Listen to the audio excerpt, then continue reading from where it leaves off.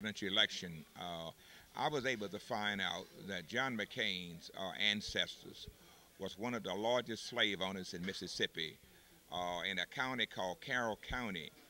Uh, they own over 2,000 acres of land. His grandfather, the name of William Alexander McCain, he owned 52 slaves.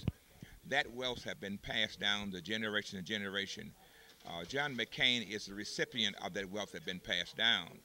If you want to find out more about the family of John McCain, go to the Carrollton Memorial Museum that is located in Carrollton, Mississippi. There's a museum there in Mississippi, in Carroll County. You have an entire floor devoted to the McCain's family and local legacy.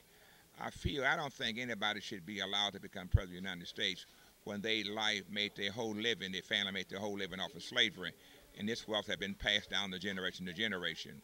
Also, I like to say that John McCain was one of the people who led the fight against Dr. Martin Luther King's birthday. I was picketing in D.C. and marching in D.C. and we lobbied in D.C. When the sanctions came up against South Africa. John McCain led the fight to block the sanctions we was trying to implement on the racist Republic of South Africa. It wasn't nothing but a Nazi form of government. He has the worst civil rights record in the U.S. Senate, and it's important that the voters know this. We don't need someone who led the fight against sanctions against South Africa. He was opposed to sanctions against Rhodesia, but later on became Zimbabwe. Also, he was opposed to sanctions that was now a place was known as Southwest Africa, which later on became Angola. John McCain has a very racist civil rights record, and the people should know this.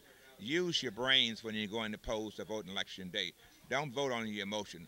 Vote for the person who's going to best represent this country and who'll be able to put this country first and represent the people of this country.